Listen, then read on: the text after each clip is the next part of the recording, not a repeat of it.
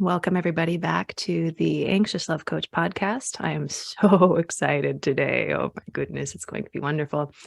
Many of us who are in this space are struggling with, if we are having relationship anxiety, a lot of what is contributing to our experience of anxiety in our relationships is a myriad of things. And one of those things might be a lack of self-trust in our decisions and our ability to take care of ourselves in the future should our circumstances become painful or not what we want anymore.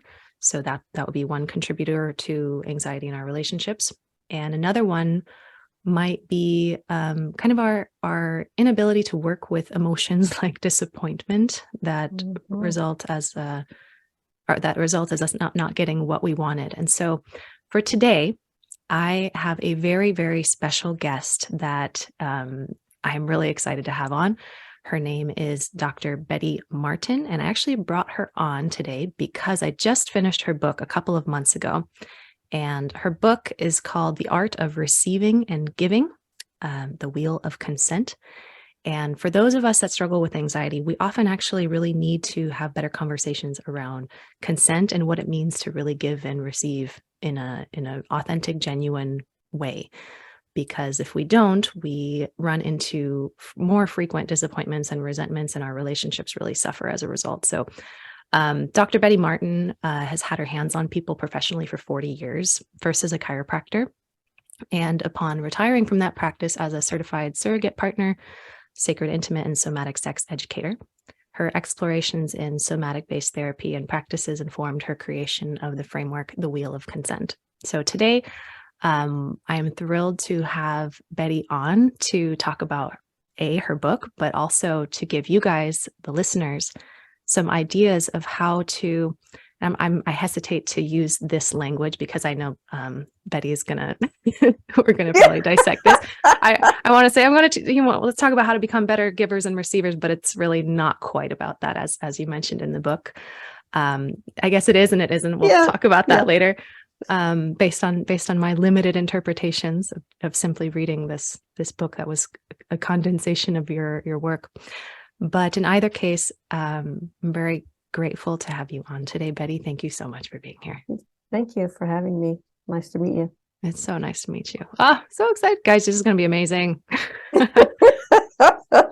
So, ideally, I don't do that much of the talking. So I will be asking you some really delicious questions today, and hopefully we can just get as much bang for our buck during our short, beautiful time here. We'll try to do that. Yeah, we'll try. Before the call, I gave her like 6, 7, 8 questions, and Betty was like, "We're not covering all of that." And I was like, "Okay, it's worth a shot." Yeah. But in either case, I'd love to start out with the question of what led you into the work you do and drove you to write this book. Well, now that could go a couple hours right there. Spark Notes version. Yeah, the book notes version. My interest in sexuality and consent grew out of my own personal journey. In my mid-40s, after a divorce, I took some workshops with the Body Electric School and dove in there, took some more workshops, and met with other people who had done workshops, and we explored for a number of years. And I didn't have any thought to be doing it professionally. It was all just for my own liberation and support. And my sex life was functional. It was fine, but I knew that there was more. There's got to be more here. And so hence taking the workshops.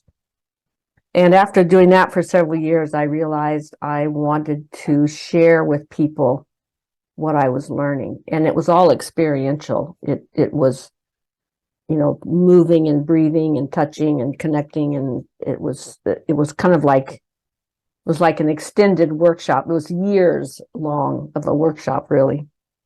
And I realized I want to offer this to other people because I have learned so much about myself and my own eroticism and my own boundaries and my own desires and what it means to be an erotic being.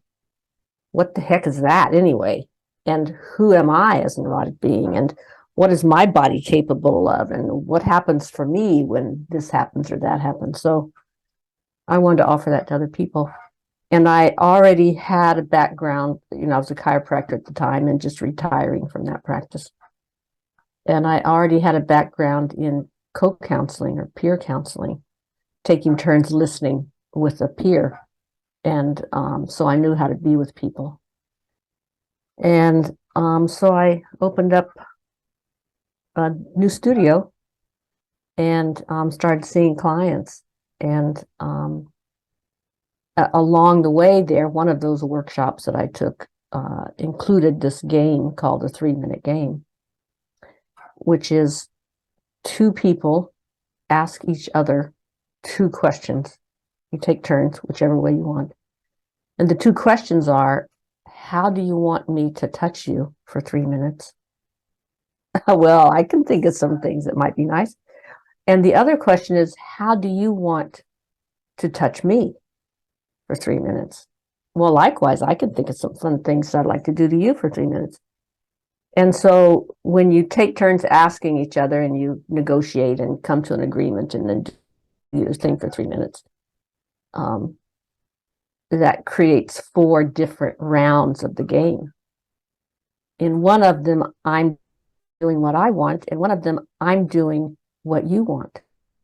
And there's quite a big difference between those 2. And in one of them, you're doing what you want. And the other one, you're doing what I want. And again, there's quite a bit of difference in those. So that gave rise to the wheel of consent. The wheel of consent is basically a diagram of what I just said. And then the wheel of consent took off around the world, and I'm still trying to catch up. Yeah. That's beautiful. Yeah. So just to, but it's based in that, and it's based in those 2 questions. What do you want to do to me? What do you want to do to me for 3 minutes? And what do you want me to do to you for 3 minutes? Not, and then the way I learned it was due to, the way I learned it was, what do you want to do to me and what do you want me to do to you? And I narrowed it down with my clients because it's more useful to say, how do you want to touch me and how do you want me to touch you? But either way is fine. You should play it either way. Yeah. Yeah, I really enjoyed in your book having those really defined, like who's doing, who's being done to, and then also who's it for. And that creates 4 totally combinations. So I could be touching you for my pleasure, or I could be touching you for your pleasure. So such great conversations. So, I mean, my question was going to be what's the wheel of consent, but you already answered that. So I guess my next question is, and we can infer this, but why would this be important in our relationships, both romantic and otherwise? Oh boy. Well, for one thing, you have a lot more fun, which is worth everything. And I think one thing that I've learned by playing this with hundreds of people, which I have done, is that it's a practice. It's not something that replaces all your dynamics and doesn't replace your life.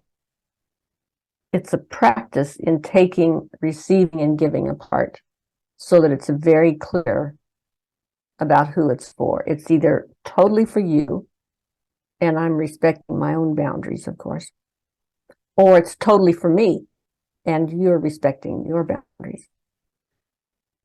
And when you can take that apart, one thing that happens is you find out what receiving a gift actually is. And it's vulnerable. And it will bring up all your stuff. It'll bring up your self-doubt about, do I deserve this? Is this okay? Is this an okay thing to want? Should I want this? What is I'm supposed to want? Is it okay to have this much pleasure? Is it okay that my partner is doing something for me instead of what they want. All this stuff will come up. And, do I deserve it? Am I worth it? Is it morally acceptable for me to experience pleasure in my partner's hands? Like, all kinds of shit will come up. And that's part of what happens with the practice, is that it gives you a contained, relatively safe space to experiment with that. What happens for me when it's all about me? Oh my God, like, that's scary. Or, oh my God, finally, it's about time. Or, oh my God, I didn't know I would feel this way. So, and this is where the 3 minutes part comes in handy, because you may not be able to handle a 2-hour full body erotic massage. That'd be a little too much for most people. But 3 minutes, I can handle 3 minutes. And I can stay present for 3 minutes. And I can give a gift for 3 minutes that I might not be able to give for 20 minutes. So that's where the 3 minutes comes in handy. And of course, you can extend it beyond that as you like. But yeah, so what to do for you? It teaches you what receiving a gift actually is, and then what giving a gift actually means. And that clarifies a lot of dynamics between you that you may not think are really about receiving and giving. But when you start to see it in those, with that lens, you go, oh my gosh, no wonder I resent this. Because I feel like I'm giving. But am I? Is this what the person actually wants? Do they even notice that I'm giving? Maybe not, because you haven't been clear about it, and they haven't been clear about it. So it clarifies the dynamics in your relationship, and it gives you the skills to, number one, notice your body. What is it that you want? What feels good? What doesn't feel good? What am I a no to? What am I a yes to? What am I well, yeah, I can do it for 5 minutes, but not for 10. So you start to notice and learn to trust your inner knowing and your skills. You develop the skills to say yes and no, and yes only up to here, and yes only for 5 minutes. And so those skills then become transferable to other aspects of your life. So this it's a game that's based on touch. You don't have to do with touch. You can do with other things, of course. But when you learn to ask, will you scratch my head for 3 minutes? And oh my gosh, that's so hard to do. I can't ask. It's too scary. It's too vulnerable. I don't know what I want. All the blah, blah, blah comes up. It's okay, because we all have it, and you just sit with it and be with it. And you learn that it works. Oh, I asked for a head scratch and I got one, and it was great. Well, who knew? Like, that works.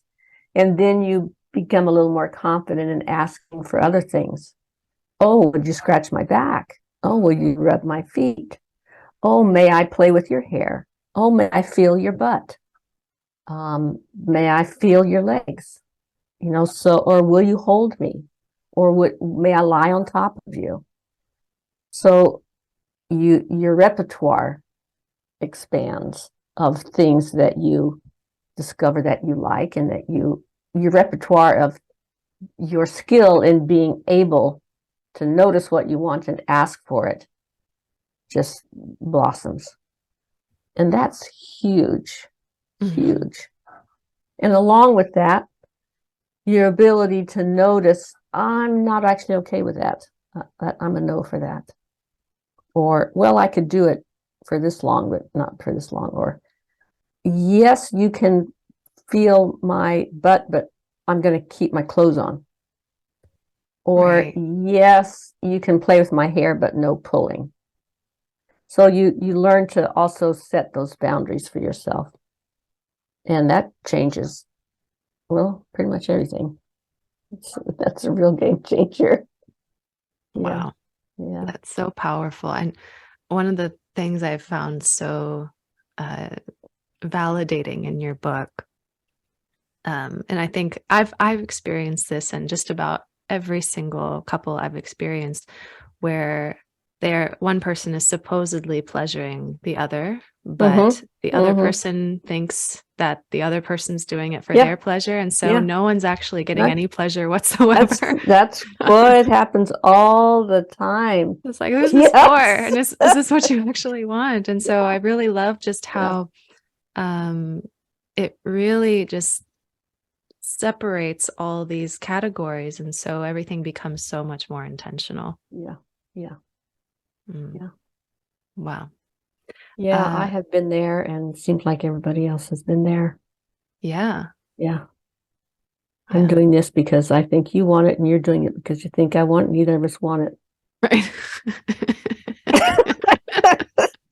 I was telling this story the other day, and somebody said, "Yeah, I almost bought a house like that."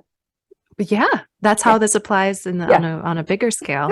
Like I took your whole book and I was like, oh my God. And by the time this podcast goes out, I think the holidays are going to be over. But I was just thinking about this in terms of holiday giving and receiving as Mm-hmm. well. It totally applies. Mm-hmm. Yeah. It's like you're buying me this gift because you feel obligated to buy it for me, but I don't want this gift and you don't want to Yeah. buy it. Yeah. Yeah. But you're going to buy me this gift anyway. Yeah. Right. Spend money that you don't want to spend. Right. Yeah. So applicable. Yeah. One of the things you touched on very briefly, but I'd like to ask a little bit more is why do you think, or why do you observe that so many people have trouble receiving? And when they do actually experience receiving, how do they work through those emotions that come up, the shame? Like what would you do if something difficult like that came up? Oh, that's a great question. Well, I use the word receiving a little bit differently than most people. The problem with the word receiving is that it has a number of different meanings. And one meaning is that something is coming towards me and it arrives. So I can receive a package in the mail. I can receive a caress. I can receive a pass to the 20-yard line. I can receive a blow to the head. I can receive a blow to the head from a person.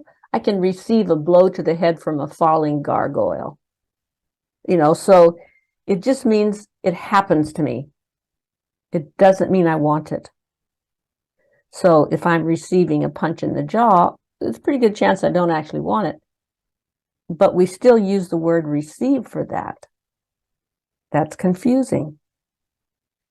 Because we think, well, but the other way that we use receive, and the way I use it in the book, is that it's a gift that I want and that you are willing to give me. But now there's a problem because it may be something that I want you to do for me, like take me to the airport or give me a back rub. Or it may be something that I want to do to you and that I want you to allow me to do to you. Maybe I want to get my hands up your shirt. And you say yes. Well, that's a gift to me. I'm receiving the gift of your body. I'm receiving the gift of access to you, or the gift of, can I borrow your truck? Now I have access to your truck, but I'm the one who's driving it around. So now we have one meaning of the word receive means it happens to me whether I want it or not. And the other meaning of the word receive is it's a gift for me, something that I want, but you might be doing, I might be doing. So now we have these two different meanings that sometimes they overlap and sometimes they don't. So if I've asked for a back rub, you're giving me a back rub, I'm receiving a back rub. great. If I've asked to put my hands up your shirt and you allow me to do that, I'm receiving a gift, but I'm the one who's doing. So all that is a very long way to say, when I'm talking about receiving, I'm talking about the gift aspect. I'm not talking about who's doing, because that's a different question. So coming back to your question of why is it hard to receive, when I think of receiving, again, it could be either I'm doing or you're doing, but it's for me. It's your gift to me. And that is hard because it's vulnerable. Of course it's vulnerable.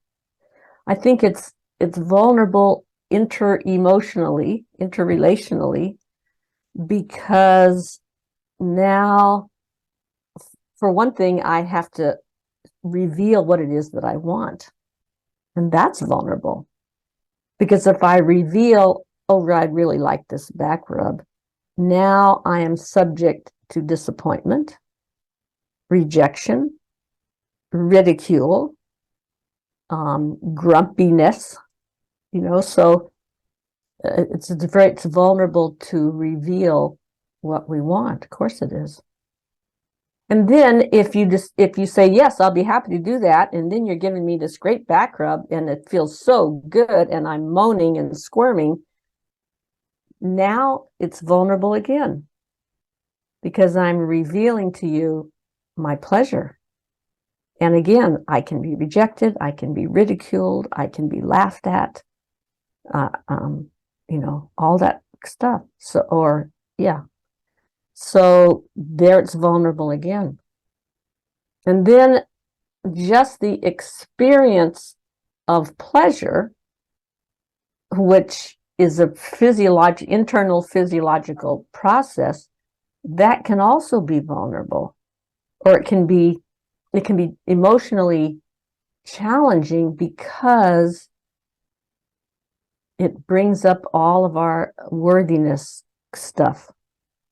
Do I deserve this? Shame on me. If I'm a spiritual person, I don't have pleasure. I don't need pleasure. If I'm a spiritual person, I don't need to receive anything. Or if I'm really a good woman, if I'm a really good man, I don't need to receive anything. I just give. And so all of our old messages about that come up. Just about pleasure itself, much less about the dynamic. And then there's gratitude. Gratitude, if you have enough gratitude, you will come to tears. That's the way of it. The key word being enough. I love that. And if you don't want to cry, then just don't feel gratitude. And if you don't want to feel gratitude, just don't get on the receiving end at all. And then you can avoid all that vulnerability and all that tenderheartedness and all that potential disappointment. And I think one thing that happens is that as we feel gratitude and as we feel the pleasure of receiving, a lot of times what will come bubbling up is all the times we didn't have it. And so then we feel sad, and we feel we can be just heartbreaking, because all the times we didn't have what we needed and what we wanted. So yeah, receiving is just hard all the way around. I'm not selling it very well, am I? But yeah, it's hard all the way around. Wow. And it feeds something in our soul that nothing else can. Nothing else can substitute for a few moments or a few tablespoons of someone's full-hearted, loving attention given to us. It heals something. It's hard, and it heals something.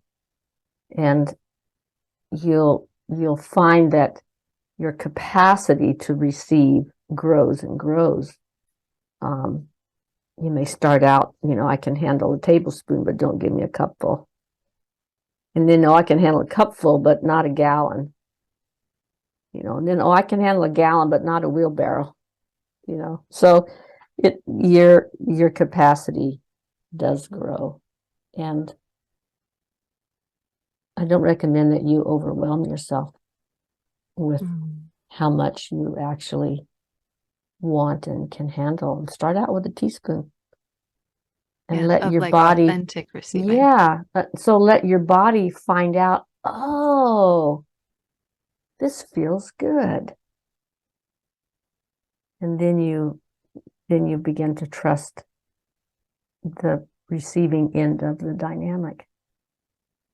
One of the things you mentioned in your book that was very profound to me was that it's actually in a way it's really easy to avoid receiving by just always being a giver. And I think a lot of people who are a lot of people who give, they do it because they have this idea that it makes them a good person, but actually they're just avoiding vulnerability. And a lot of times they force people. This blew my mind when you said like givers force other people to be vulnerable by always pigeonholing them into the receiving role. Yeah, that's easy to do. I've done it. So sneaky. Yes. and completely understandable. Totally understandable. Yeah, I've done it too. Yeah. Like, I'm going to put myself on this pedestal in a way of being the good giver. And not touch my vulnerability by not giving you any of my desires. And I'm going to put you in this position to reveal yourself to me so that I can, in a weird way, have this little power dynamic where I get to stay safe. Yeah. Happens all the time. Mind-blowing. It's mind-blowing because you recognize it. Yeah. Because you've been there. I've been there. You can't unsee it. Yeah. Giving is easy. Receiving is hard. Yeah. Wow. Yeah. So one of the things, and I know you mentioned this also in your book, but at some point, eventually, we're going into this work to have more pleasure in our lives. And of course, that takes us into the sexual realm, the sexual context of sexual pleasure. And what most people that's true. Maybe. That's a good disclaimer. But obviously, we're learning how to dissect these categories of giving and receiving and doing and being done too. But I think a lot of us who have learned whatever we've learned about what good sex is we kind of have this experience where there's this blurring of who it's for and who's doing and who's being done to. And some of the hottest sex I've had, it's not like we had a full-on conversation around consent and what will you do to me and what can I do to you. So what is that? Like what, there's almost like a melding of like just dancing in a sexual experience. So how do you discern like where this crosses over? What's happening when we're having a sexual experience and there's not really a conversation around it? Well, good luck with that. I've been there. I've totally been there. Sometimes it's been fabulous and sometimes it's been meh. And sometimes it's been dismal. So it's kind of potluck if you're not talking about it. Even if you are talking about it, it's kind of potluck. It might be great, it might not.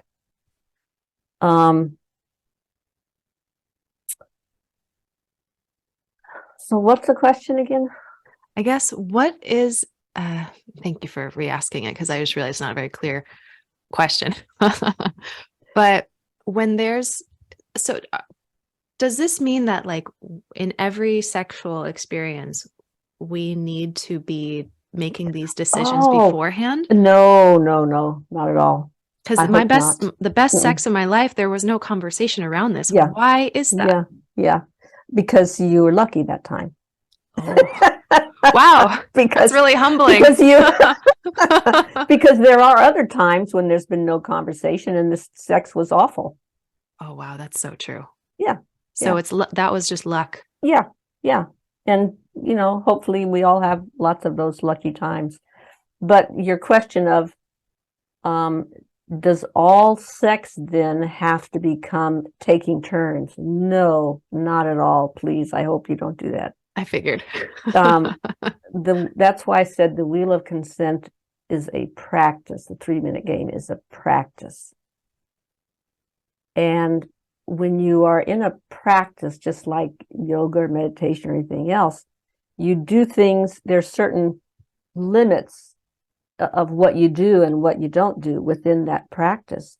And then you go in the container, you agree, okay, let's play the game for an hour, whatever you're agreeing to. And then you're very strict with the agreements, and you're taking them apart, and you're being very mindful, you're being very specific about what you're asking for. Move your hand here, oops, no, a little lighter, a little harder, being very specific. And then when that time is up, you close that container, you leave the door, and you go back into your regular life. And what you learned in the container, you take with you. So you've now learned some things about yourself. You've now gained some skills. You've gained some awareness. You've gained some confidence, probably. And now when you take that into your life, you apply it however you want to apply it. The wheel of consent does not replace your life. It's a practice that develops awareness and skill around certain dynamics that do show up in your life and make a huge difference when they're clear. But it doesn't replace your life, and it certainly doesn't mean that everything you do needs to be one way or the other. And I can tell you that most people come into it with the idea that sex is ideally this melding together. No one is giving, no one's receiving. It's just all magical and mystical and lovely. And like I said, good luck with that. And so they resist this taking things apart. And so, but the problem with that is that if you think you want to be in the middle, it's probably because you're avoiding receiving. Probably. Wow. Because if you want to avoid the vulnerability of receiving a gift, well, just mush around the middle, and then you don't have to really notice that there's a gift for you there. And you're trying to give at the same time that you're receiving, and you're trying to put your own desires first. You're also trying to put your partner's desires first. And so it doesn't really quite land. There's something that doesn't land in your heart. And so really being able to play around the middle is great. And you can't do it, or you can do it only to the degree that you can also take it apart. That's very powerful. Yeah, because it's almost like you're setting because reference you're points avoiding, for yourself. yeah, because if you're afraid of receiving because of the feelings, then you're going to avoid it. So then your playing around isn't really playing around. It's just trying to avoiding receiving and trying to keep it at bay, and trying to dilute it with your attempts to give at the same time. You're not really playing. You're just maneuvering yourself to stay out of the vulnerable place. Right. It's almost like the analogy that's coming up for me is like, if you're going to paint something, you need to really know the colors and to be able to know the parts of the dance. Mm-hmm. Yeah. As reference points, you can only really know how to do both at the same time if you know how to do them. Yes. Separately. That's right. Yeah. That's very powerful. Yeah. Wow. And it can be, we talked about the vulnerability of, say, for example, receiving an erotic massage from your partner. Well, that's pretty vulnerable, but boy, is it hot. It's like, and you learn so much, and you have so much fun. And why would you not want to do that? Well, lots of reasons, of course, because it's vulnerable. Yeah, and shame and all that other stuff. But you can, the game doesn't have to be sexual at all. In fact, it's best to learn it without sex involved. But if you do get to the point where you're interested in bringing your sexual arousal and your sexual body parts into the game, then it can be very fun. But it doesn't have to be sexual at all. It's best learned without sex. That makes sense. Yeah. Would you be willing to talk about your definition of selfish? Because I remember you brought this up in the book as well. Because I know in order to be, I guess, what we could call a good receiver, you have to be willing to be something that you might call selfish, but there's like different definitions of this word. Yeah. I used to, when I was working with clients, I would be trying to help them have the experience of touching me or their partner, depending on who we're working with, touching their partner for their own pleasure, which is essentially feeling somebody up. So, right. And that's very hard for most people, because as soon as they start touching, there's welded together in their minds, okay, I'm supposed to be giving now. And the only context I have for doing something to you is giving to you, trying to make you feel good. And I've lost all ability to touch you for my own pleasure. Very different experience and very important experience. So anyway, I was trying to teach this particular person how to touch me for his own pleasures, feeling my arm. And I said, oh, just be selfish. And he immediately got it. And he said, oh, yeah, okay. And then he got it, just clicked for him. So, okay, I can feel that. Yeah. And so that was great. And then somebody else, similar thing. I said, just be selfish. And they went, oh my gosh, that's horrible. I can't do that. That's terrible. And that kind of flummoxed me for a while. And I also had a friend who said, when I was a man, so when I was a teenager, I was incredibly selfish and I used women. And he said, I just can't stomach that now. I just can't get anywhere near it.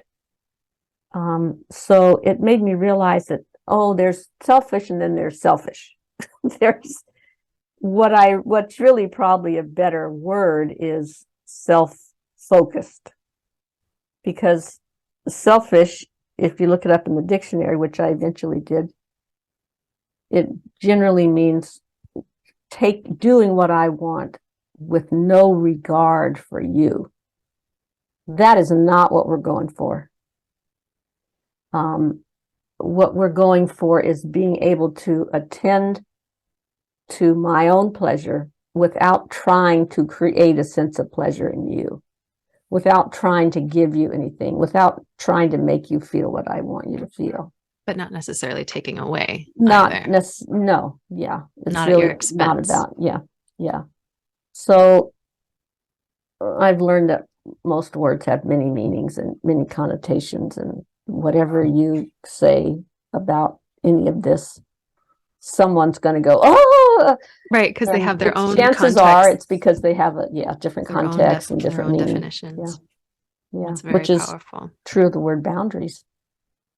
That means a number of different things to different people. Some people use it to mean I'm not interested in this, or I'm a no to this, or don't do this. Use the boundary that way. Some people use boundary to mean this belongs to me, this belongs to you. That's like a psychic boundary. Some people use it to mean I'm willing for you to go this far, but no further.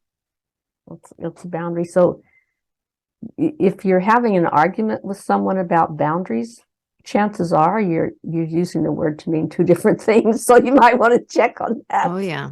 Yeah. A friend of mine, we often talked about she had a conversation where she and her husband were both arguing about who was more present in the relationship. And it turned out they Yeah. had two different definitions of the word present. Oh, of course. One of them was like physically present. The other one was like emotionally present. They're like, you're Yeah. not present. No, you're not present. Yeah, exactly. Yeah. It's Yeah. so easy. Present. Yeah. Yeah. And boundaries, another one. Heart is another one. Ooh. You know, am I giving you my heart? Well, yeah, I hope so. And God, I hope not. You know, like, you know, What's your definition of yeah, like, what do you mean by heart? Is your heart in it? Or, yeah. And Yeah. energy. Oh, that's a good one. Oh, The energy. energy means whatever you want it to mean. There Really. came a point definitely in my healing journey where I had to examine language itself. And now language is one of my biggest studies because Yeah. it's so subjective. Yeah. Yeah. Yeah. Yeah. Wow. Yeah. Well, I mean, everyone you got this is, I swear, this is like a 1% of what's in your book. So I'm very grateful that we've gotten as far as we have. And of course, for those of you listening, I highly recommend buying Betty's book because it just keeps going from here. But I think, believe it or not, I know that we said we wouldn't be able to answer all these questions, but we actually have, which is, I'm very, very grateful. I had a feeling we would. Good. But I guess the last question I would like to ask is, what tips do you have for someone who doesn't know how to experience a lot of pleasure? How does one experience more pleasure in their lives in general? If you don't know where to start. I would say start with pleasure that's not about sex. Take it apart, deconflate it from sex. So you might find that if you're standing in the shower, which is an amazing contraption that puts hot water over you. I mean, how fabulous is that? And take a moment to just notice, oh, this feels good. And then go on about your day.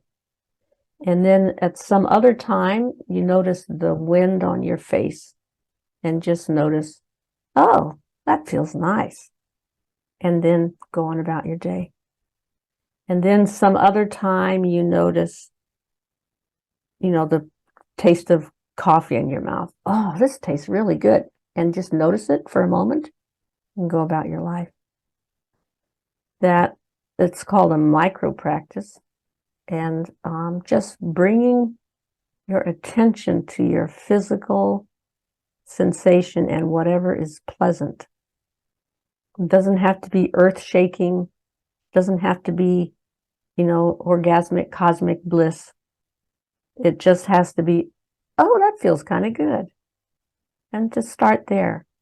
And you'll find that when you come back to that many times a day, it expands and it grows. And pretty soon you're able to, oh, I can sit here for 10 minutes and really enjoy the sunshine.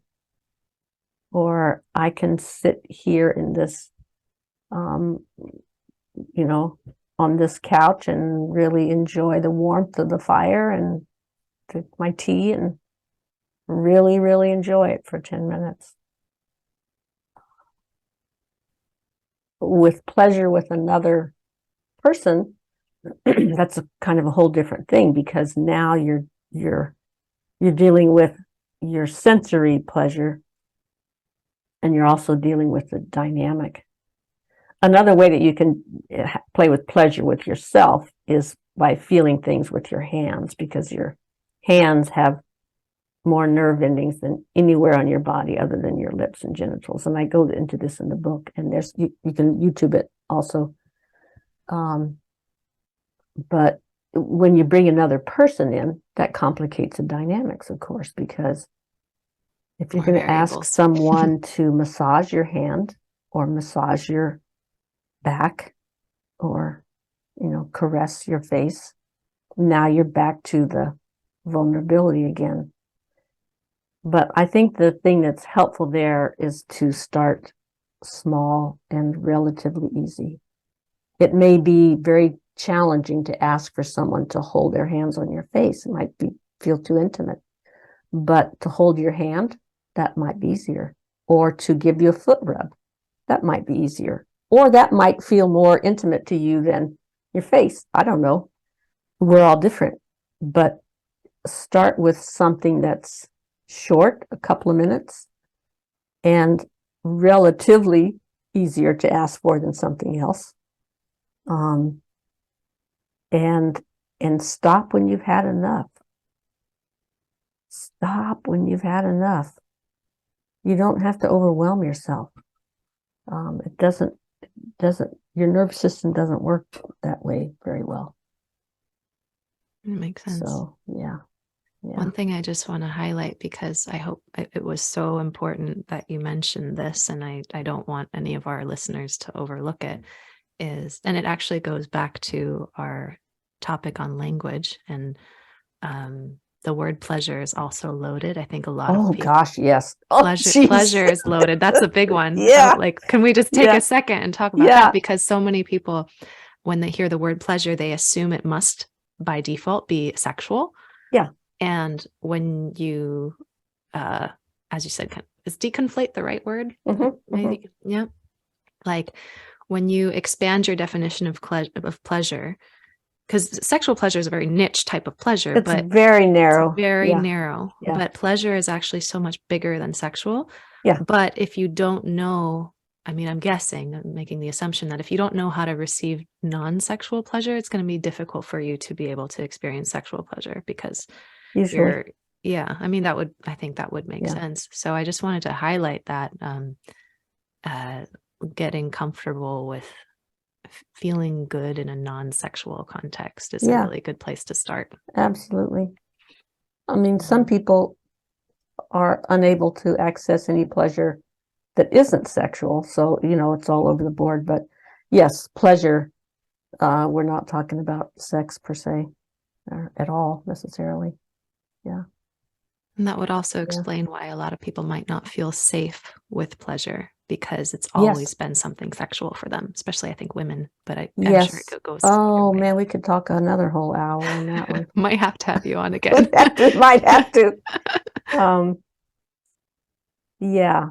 And I do we have a few more minutes? I want to say one more thing. Oh, it's absolutely. I think, in your audience of people, especially women, who have some anxiety or concern or challenge in relationship, very, very often it's because we are taught as women that there's something we're supposed to want and supposed to like. And if we don't want that and we don't like that, then we're broken. I just got tingles everywhere. You're spot on. Yeah. And so when your partner asks you, how do you want me to touch you for 3 minutes? And you go, oh my gosh, well, I'm supposed to want this, so I'll ask for this. I'm supposed to want a back rub, so I'll ask for a back rub, but you really don't want one. It's not going to feel good. And a big part of what happens with playing the 3-minute game, if you really kind of discipline yourself to slow down with it, is that you start to notice, oh wait, there is something that I want. And often it takes some time to notice that. And you may think, oh, I'm supposed to want a back rub, so I'll ask for a back rub. But if you pause, you'll notice, no, I don't actually want that. Oh, well, maybe a foot rub would work. I don't actually want that either. Oh, I want my ears rubbed. Oh, that's ridiculous. You can't want that. Yes, that is what I want. And then it takes a certain discipline and tending to yourself to notice there is something you want. It may not be what you think you're supposed to want. And it may not be what your partner thinks you're supposed to want. It may not be what they showed you in the video. But there's something that would be pleasant right now. And what is that something? And when you start to be able to notice what that is and ask for that, take the risk to ask for that, then it actually does feel good. And then you go, oh my God, this feels great. So I think a lot of what happens when people are reluctant to be in relationship or are reluctant to get close is because we think we have forgotten that we have a choice. We have forgotten that it's okay to want what we want. We've forgotten that it's okay to say no. And so you can't afford to be in the same room with anyone. You can't afford it. So of course you don't want to be there because shit, all this stuff's going to keep happening again. And now there's more stuff I have to put up with, especially with sex. We women are, for the most part, taught that we're supposed to go along with something that we're supposed to like, but we might not like it, or if we want something, that's not the thing that we're supposed to want, you know. Yeah, it's a lot about tolerating. Yeah, yeah. And to the degree that you are tolerating, well, then you're very smart to resist that. Like, your anxiety is actually your a good thing. anxiety is really a good thing because it's telling you, fuck this. That's what it's telling you. Fuck this. Right. So and the it might not question be then quit the becomes, relationship. It might just yeah, be like quit the yes, dynamic. absolutely. Yeah. So then the question becomes, what is it that actually does sound wonderful right now? What one small thing sounds wonderful right now? And that's a very different question. This came up really clear to me. I was working with clients this some years ago, and this person, this happened to be a man, but he was in his 60s. He'd had only a few dates in his whole life. He was coming to me to try to learn how to be with women, gain some confidence. And we were playing this game over several times, and it became his turn to ask me how I wanted to touch him. So he was supposed to say, how do you want to touch me? And I gave him the instructions, and he looked really scared. He was like, watching someone who's preparing to jump off a cliff into a cold river, you know. He's like, okay, and we're leaning back and forth. Okay, he's gathering up the courage, and he says, do whatever you want. I said, oh my gosh, is that what you thought the question was? He said, isn't that the question? I said, no, the question is, what do I want to do? And then I'll ask, and then you get to decide whether that's okay with you.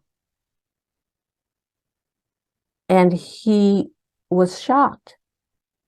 He said, you mean I get to decide what's okay with me? I said, yes. He said, I never knew that. Wow. It never occurred to him that he had any choice in the matter. And that belief was so deep that he couldn't even hear the words. The words were, how do you want to touch me? And in his mind, that meant do whatever you want, which is a very different thing. Yeah, one of them is like a request. Yeah. And then I thought, well, no wonder you're afraid of women. You can't afford to be in the same room. Right. Because you don't know that you have a choice about anything. It was heartbreaking. It was a huge aha for me. And I realized as the years went on that applies to pretty much all of us to some degree, including me. So, and I think it's very, very often why we get resistant to being close, why we get resentful. If you're feeling resentful, ask yourself, what did I not say no to? Yeah, what am or what did I not ask for? What am I giving that I didn't want to give? What am I giving that I didn't want to give? Yeah. Or what am I giving up? What am I handing over? What did I not say no to? Or what did I want that I didn't ask for? Oh, yeah, that's one Yeah. too. Yeah. Yeah. Wow. So, yeah, that's the last of the little rant there. Very powerful rant. Wow. Well, Yeah, I Betty, think this is, I've been there, and many other people have been there. oh Yeah. yeah, this Yeah. is so spot on. I'm Yeah. just, I'm literally like, I want to release this like tomorrow. So excited. Wow. Well, Betty, Yeah. I literally have so many tingles on my shoulders, and I'm getting pleasure out of just witnessing this and Thank just you. getting to, I'm so grateful to have you on. It's really such an honor, and I feel so blessed. Um, before we go, where can the people in this audience find you? Obviously, there's your book, The Art of Receiving and Giving, The Wheel of Consent by Betty Martin. But are there any other offerings or things you would like our audience to know about where to find you or what you've got coming up? You can find me at bettymartin.org, but I'm not taking clients these days. Most of what I'm doing is teaching, which you can find at schoolofconsent.org. You can find the book at wheelofconsentbook.com. But they all link to each other. You could, if you just find one of those, you'll find the other ones. Gotcha. Yeah. Okay. Yeah. Cool. Is there anything Oh, else? and YouTube. Yeah. I'm all YouTube. over YouTube. Yeah. Awesome. Yeah. Yeah. Wow. Well, thank you so much for being with us today. You are so very welcome. I grateful. enjoyed it. Nice to meet you. Good to Yes. talk about this stuff. It's fun to talk about. Awesome. Well, thank you so much again, Betty, for being here today. And I'm sure everyone that's listening got so much out of this today. So, Great. Thank you. Bye-bye. All right, everybody. Thanks for tuning in today. Thanks, Betty. And we'll talk to you soon.